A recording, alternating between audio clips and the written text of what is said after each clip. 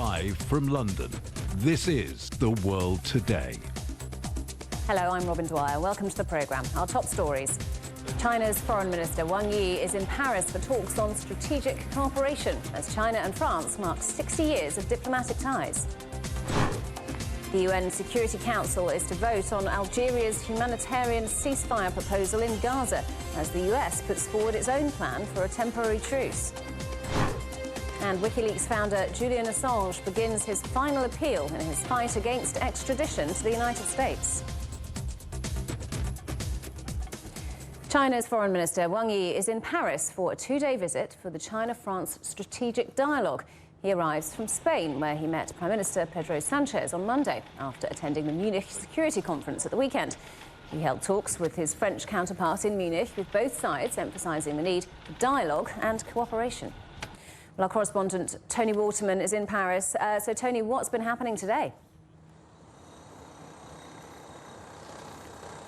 Well, the first part of Wang Yi's visit to France actually took place at the Élysée Palace, which is the official residence of the French president. And at the Élysée Palace, he did meet with Emmanuel Macron, which is the first high-level important meeting between these two countries since the start of the year. And according to a readout from Macron's team that we have just received, they say that the discussion mainly focused around what they call the intensification of exchanges between the two countries, particularly around agri-food and aeronautics. These are both sectors where bilateral ties have been expanding quite rapidly in recent years. So, for example, last year, Airbus announced that it was going to build a second final assembly line in China, essentially doubling its capacity in the world's second largest aviation market. So they want to see more of these type of exchanges taking place. The readout from Macron's team also said that discussions focused on the crucial role they said that China can play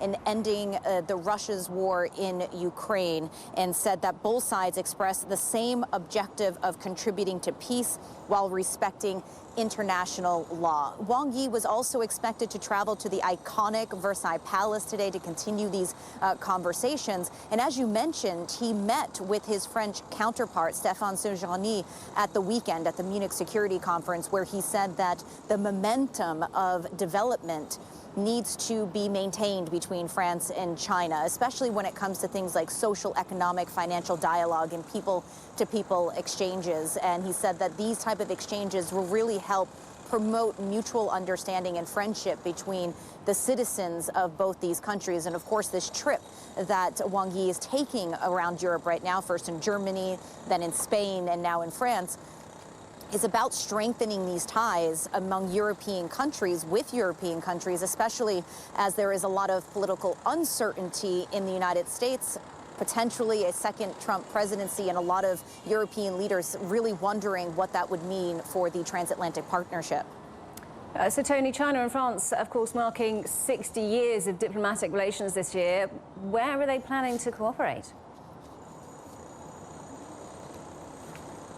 Yeah, you're right. This is a special year for both sides. 60 years. France was the first major Western country to recognize China at the height of the Cold War. And this really paved the way for other countries throughout Europe and even the United States to step forward and do the same exact thing. There are a lot of areas of cooperation that have been pointed out, particularly when it comes to climate change. There was a carbon neutrality center that was opened late last year. There is going to be investment in an exchange of ideas, especially when it comes to greening the agricultural sector, which is a big contributor behind transportation when it comes to greenhouse gas emissions.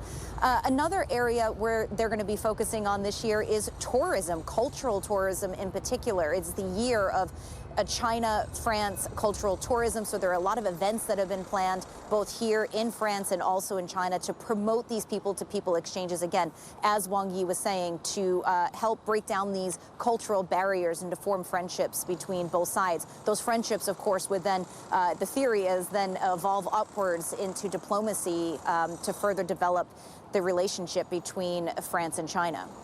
Tony, thank you very much. Our correspondent Tony Waterman in Paris. Benjamin Haddad is deputy of the French National Assembly. He says China and France have had a close relationship this year. I think we have a robust relationship that's based on trade ties, but also I think on a frank dialogue on issues related to human rights, to the security of the South China Sea. France has really made it that Europe, I think, has a balanced partnership with China. You know, the European Commission a few years ago said that China is a partner when it comes to global issues such as tackling climate change. It's also an economic competitor at times, but it can also be a rival, a systemic rival when it comes to areas of governance. I think it's important that we continue to keep this relationship, that we make it frank also about our disagreements, whether it's on trade or human rights or security issues, but we continue to talk on a regular basis, and this is what President Macron has been doing with his European partners with China.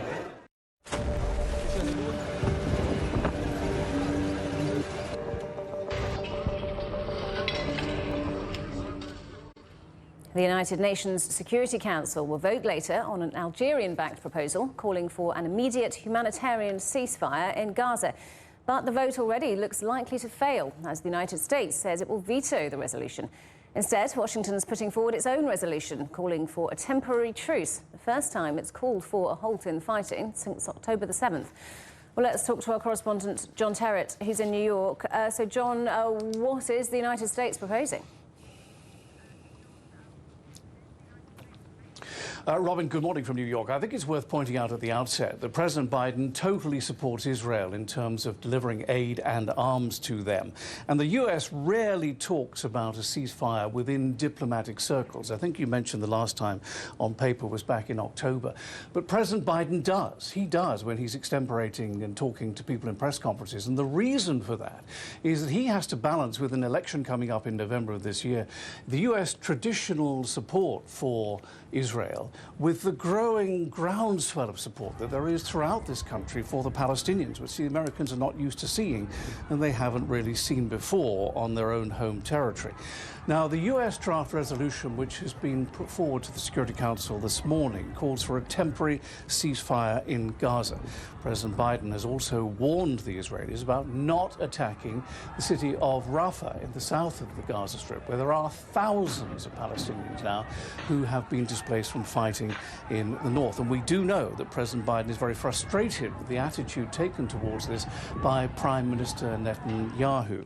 Now, Israel's view on this is that there are Hamas battalions hiding in Rafah among the ordinary people who have been displaced. The problem is that the cabinet in Tel Aviv has been rather vague on what it intends to do regarding Rafah, and indeed what it intends to do and how it sees the shape of this conflict going forward, whether there is an attack on Rafah or not. Now, the hope from everybody's point of view, including here at the UN, is that some kind of truce, some kind of ceasefire can be put in place by Ramadan, the Muslim holy festival of Ramadan, which is now about 3 weeks away. However, a member of the Israeli War Cabinet over the weekend said unless all the hostages, who they believe many of them, most of them in fact, are being hidden in Rafah, unless those hostages are released, he said, then the attack in Rafah will go ahead. So the whole situation is very much a tinderbox at the moment. Robin. And John, there's already an Algerian proposal on the table for an immediate ceasefire, but the US says it's going to reject that. What's been the reaction to that? Yeah, well, this is the focus now. We move to the UN Security Council. The meeting gets underway at 10 o'clock this morning, which is 15 hours GMT. The cameras and microphones are already up. People are beginning to arrive at that meeting here in New York at the moment. Now, they will face two competing resolutions today. The first one has been put together by the non-permanent member of the Security Council. It'll be there until 2025. That's the North African country of Algeria. And that one calls for an immediate humanitarian ceasefire. Now, we expect the US to be prepared to veto that one, using its veto as one of the 5 permanent members. So it's likely that that one won't get through. So the United States instead has come up with its own resolution. It's doubtful whether it will get through. We simply don't know. Linda Thomas Greenfield, who is the ambassador for the Biden administration to the United Nations, is going to call for a pause in fighting. But the US resolution is also based on the total release of hostages and the unblocking of all aid to the Palestinians. As I say, the meeting is getting underway here in New York very shortly. Remember, 5 permanent members do have vetoes. It's very unclear whether either of these resolutions will pass. Well, the Algerian one almost certainly won't. So we'll have to see and monitor how the day goes on. It's a morning meeting here. This afternoon, the Security Council turns its attention to the Democratic Republic of Congo. Robin. John, thank you very much. Our correspondent John Terrace in New York. In Gaza, aid agencies are warning of unbearable levels of child deaths in the weeks to come. UNICEF says 90% of children there are in what it describes as severe food poverty. Let's talk to our correspondent Noor Harazin, who's in Rafah. So, Noor, what is UNICEF saying about the situation there? Well, yes, in its latest report statement, the UNICEF talked about how the Gaza Strip is now facing an increase in the number of children death, and this comes as a result of the worsening food crisis here in the coastal enclave. In that report, also, the UN pointed at the malnutrition rates in Rafah now, which is around 5%, while in northern Gaza it is up to 15%. And northern Gaza is actually the isolated area of the Gaza Strip. For months now, the Israeli army has isolated northern Gaza from the rest of the Gaza Strip, with very little aid being allowed to northern Gaza. And the report also, they mentioned the spread of infectious diseases here in the coastal enclave. And yes, we are seeing this in every street here in Rafah and in Middle Gaza. And also, of course, it is happening in northern Gaza. The schools, the shelters are packed with people. I mean, if we are talking about one classroom, we see 3, 4, maybe 5 families sharing the same classroom. We're seeing hundreds of people sharing one bathroom with running water once every 2 or 3 days. The Palestinian Health Ministry here in Gaza said that they've recorded more than 400,000 cases of infectious diseases here in Gaza only in the past 2 months. And this comes as the coastal enclave is already suffering the lack of medicine and medical supplies, adding the fact that many of the hospitals and clinics here in Gaza have shut down, not only due to the lack of medicine and medical supplies, but also because of the continuous Israeli attacks on hospitals. And the World Health Organization has evacuated the Nasser hospital again. Well, yes, the World Health Organization managed successfully again today to evacuate 32 critical conditions from inside the Al-Nasser hospital to the Al-Aqsa hospital, which is located in Middle Gaza and Deir al-Balah. Some of these patients are with kidney failure, others that were injured during the Israeli war on Gaza, and they are in a very critical condition. The World Health Organization also managed to evacuate 14 other patients over the past 2 days, but still there is people inside the Al-Nasser hospital. The Palestinian Health Ministry is talking about 125 people that are still besieged inside the Al-Nasser hospital. 25 of them are medical staff, doctors and nurses, and around 100 are patients and their companions. And this Israeli attack on Al-Nasser hospital comes as Israel claims that the Hamas movement is using the hospitals as a cover for its militant actions, even though Hamas from its side denied this Israeli claims. Noor, thank you very much. Our correspondent Noor Harazin in Rafah. In Israel, another investigation has been announced into failures prior to the October the 7th Hamas attacks. This time, the focus will be on operational problems within the Israeli Defense Forces. Our correspondent Sarah Coates is in Tel Aviv. So, Sarah, tell us about this new investigation. This is getting underway today at the request of the IDF Chief of Staff, Herzi Halevi, after a demand from the State Comptroller, really causing a lot of friction between the military and also the political echelon. A number of key issues being looked into. One of the most significant here is the death of 13 hostages inside a home in Kibbutz Be'eri, which is down in the south of Israel. it is being alleged that this home where these people were sheltering was actually shelled by troops at the request of a senior commander. So this is one thing that will certainly be very heavily scrutinised. They're also looking into other possible mistakes that were made in the lead up to October 7, and they'll be calling into question a number of troops who'll also give testimony, also trying to look at where they could have improved. Now, this investigation is expected to last several weeks, but we have heard from army chiefs who believe that any significant findings in this investigation could dramatically slow down the pace of this war. And Sarah, there have been more strikes on the Israel-Lebanon border this morning. Certainly, tension just continues to mount on that border. We do know that the IDF early this morning carried out a string of strikes on what it says were Hezbollah targets in southern Lebanon, hitting things like rocket launchers. This is after a number of anti-tank missiles were fired over that border from southern Lebanon, hitting an area known as Margolit. We do understand that there were no injuries, was no damage with these missiles landing in open areas. And this really just comes amid these daily tit-for-tat escalations. Hezbollah continues to say that it is reacting, it is firing these projectiles to be in solidarity with the Palestinians inside Gaza. And while both sides have come out time and time again to say that they do not seek war, it certainly seems as though this is a reality that could be getting closer, given that there are 80,000 or more displaced Israelis who need to be sent home. And Israel has been saying time and time again that it will secure the security situation on that border, whether it's through diplomatic means or military means. Sarah Coates in Tel Aviv, thank you very much. You're watching CGTN. Still ahead. WikiLeaks' Julian Assange begins his final appeal in his fight against extradition to the United States. We're at London's High Court.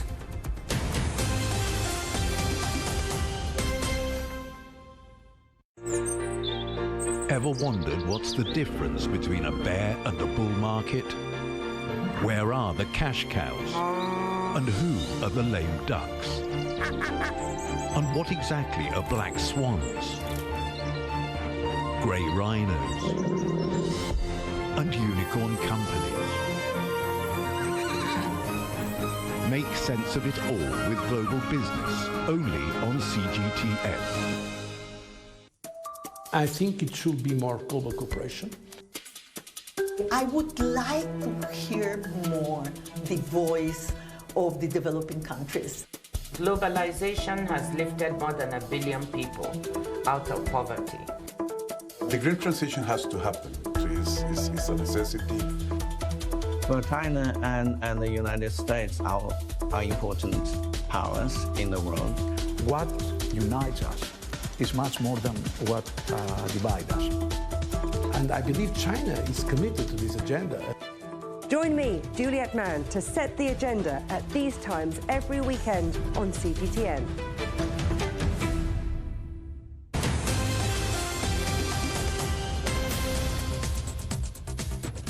Welcome back. A reminder of our headlines. China's Foreign Minister Wang Yi is in Paris for talks on strategic cooperation as China and France mark 60 years of diplomatic ties.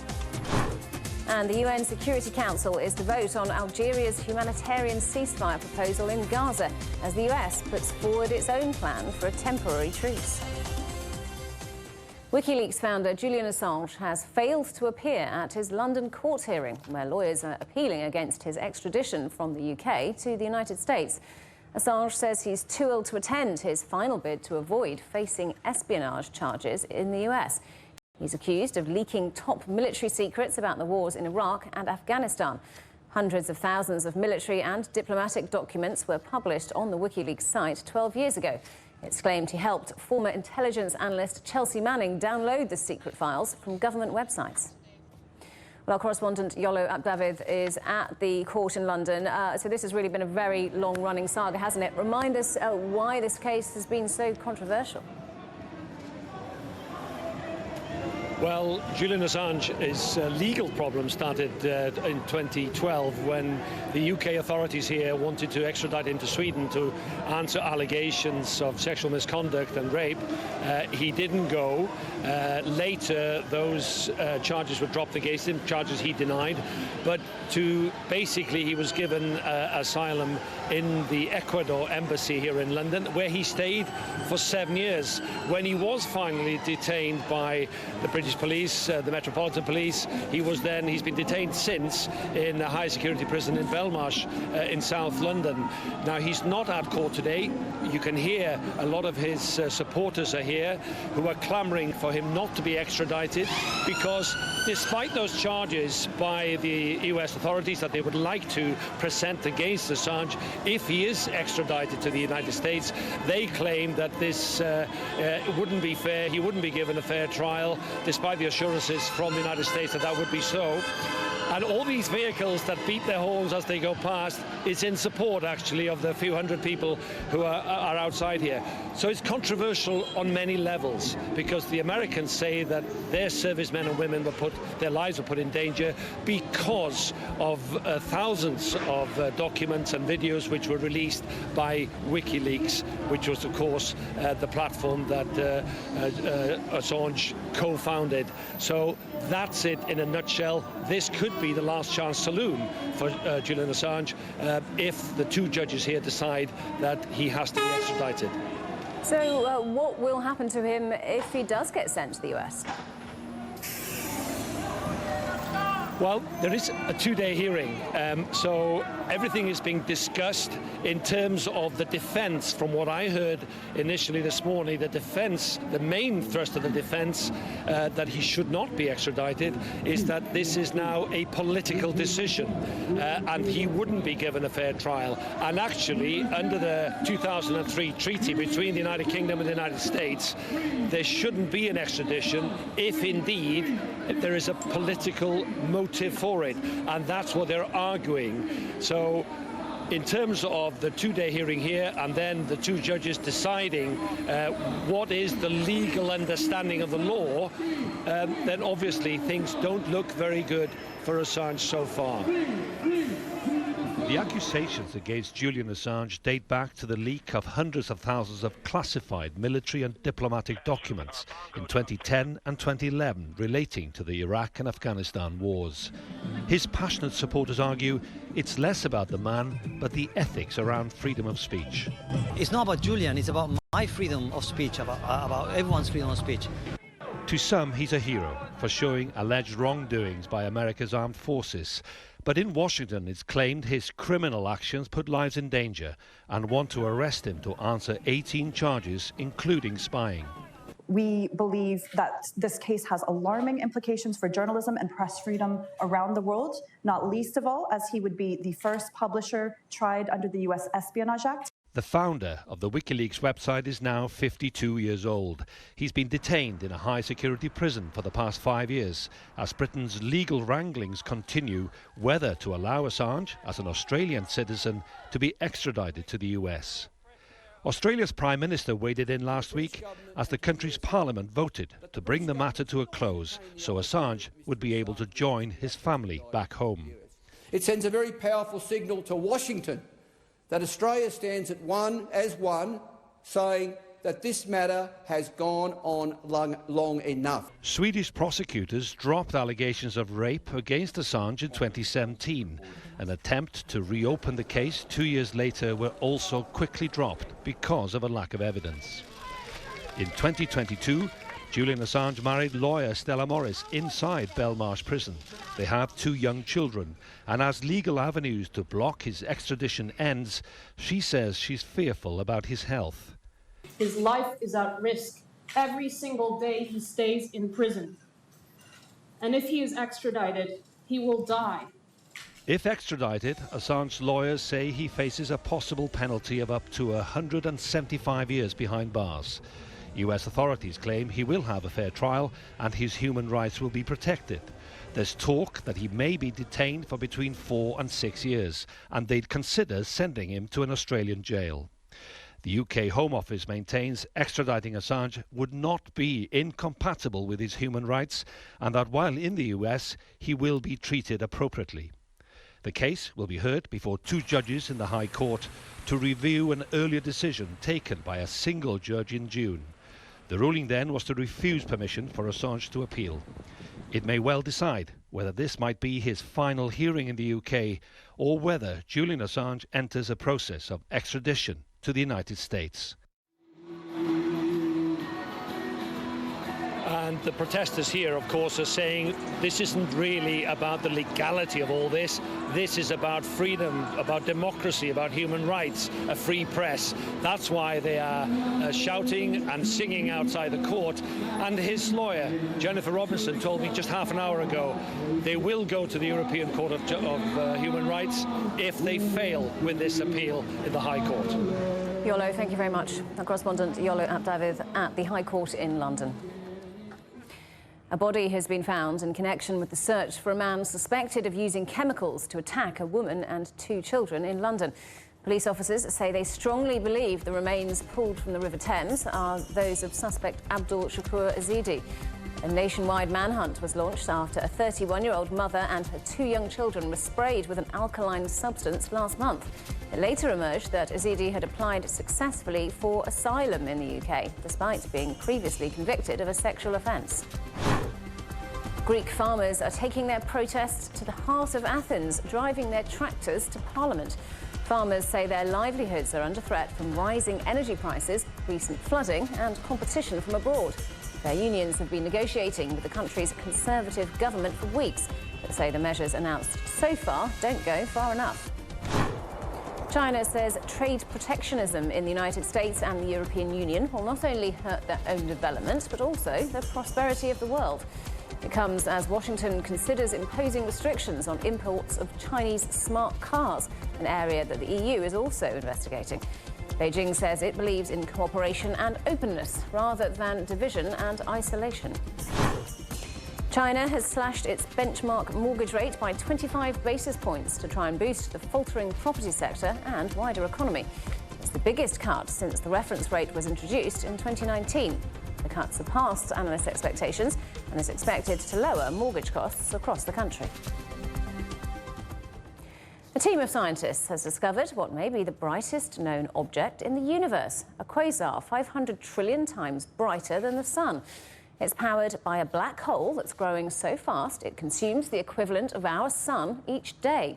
The light from the celestial object travelled for more than 12 billion years to reach Earth. The headlines again. China's Foreign Minister Wang Yi is in Paris for talks on strategic cooperation as China and France mark 60 years of diplomatic ties. The UN Security Council is to vote on Algeria's humanitarian ceasefire proposal in Gaza as the US puts forward its own plan for a temporary truce. And WikiLeaks founder Julian Assange begins his final appeal in his fight against extradition to the United States.